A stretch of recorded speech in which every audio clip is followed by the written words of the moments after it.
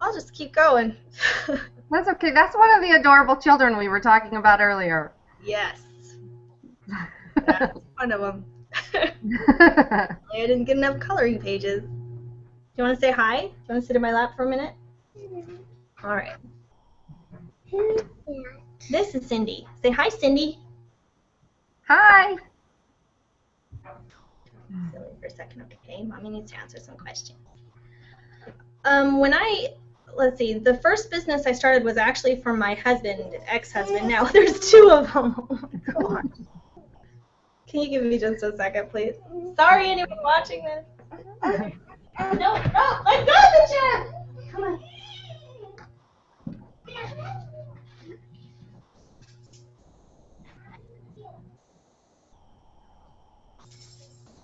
That is one of the things that I really love about Renae is you can see how well she handles her kids and how her kids are a priority to her, even though she's a very busy, successful businesswoman. And it's just neat to see how she juggles everything and keeps all of her balls up in the air at one time. And I really, really respect her for that. One more.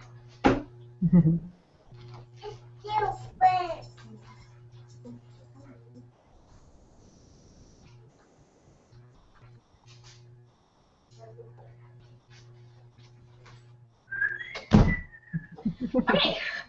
Welcome back. Thanks. Sorry.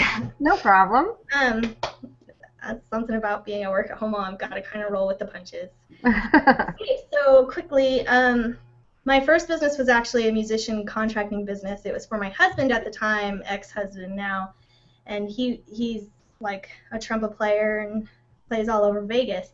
So my first business that I built was actually his, and he still has it and runs it and all of that. After that, I started a wedding invitation business for Vegas themed, and like you can hear Vegas themed invitations, and those ones, that was I kind of fell into that through my husband's business, just because I was looking for marketing materials for his business, and all of the Vegas invitations I saw were really tacky. Mm-hmm.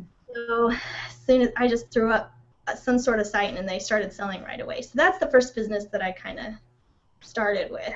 So you started it all by yourself and didn't have any help? I mean, I know you're amazing with SEO and that. You learned that all on your own? No one mentored you?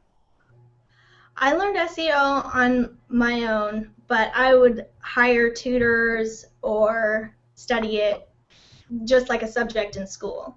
So that's kind of how I started with SEO. It's still a monstrous subject to study, and you have to stay on it all the time if you want to stay at the head of the game. So, but yeah, that's how I originally learned it, was just building those sites. That's amazing, and we're so lucky that you learned it, because you learned it and then you turn around and teach it to us in like a ABC platform, which makes it so much easier than having to try to figure it all out on your own. Yeah, it's scary for a lot of people. So someone needs to teach it. Well, you do a good job. Were you successful right away, or did you have a learning curve there? I was successful with my husband's business right away, and with my wedding invitations business, I was successful right away. But not all of my businesses have like instant success rates. Some of them is like, I tried to sell wedding dresses online, and that was an absolute nightmare.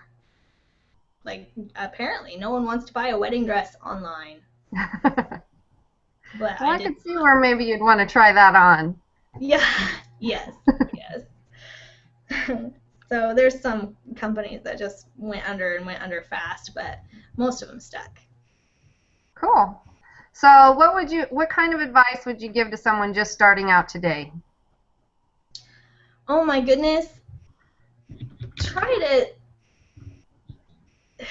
Actually, my biggest tip would be to try to take a product that already exists and kind of put it on crack. Sorry for the drug term, but if a product doesn't already exist, there might be a reason why. Like maybe nobody's looking for it, or you might have to spend a ton of money in trying to educate them to how your product works. But if you take a simple product like earrings or dog collar or like a broom even, and make it into a new product of some kind and make it exciting in some way. Like I saw in Shark Tank, someone took a broom and they had attached to the bottom of it a little like scraper that you hit with your foot. It Oh, was wow. so cool. And the second that you saw it work, you wanted to buy it. It was so cool because they took a product that already existed, they already knew how it worked, and then they saw it work and they instantly wanted it. That was someone who took a regular broom and put it on crack. So that would be my suggestion. Take something that already exists and make it better and sell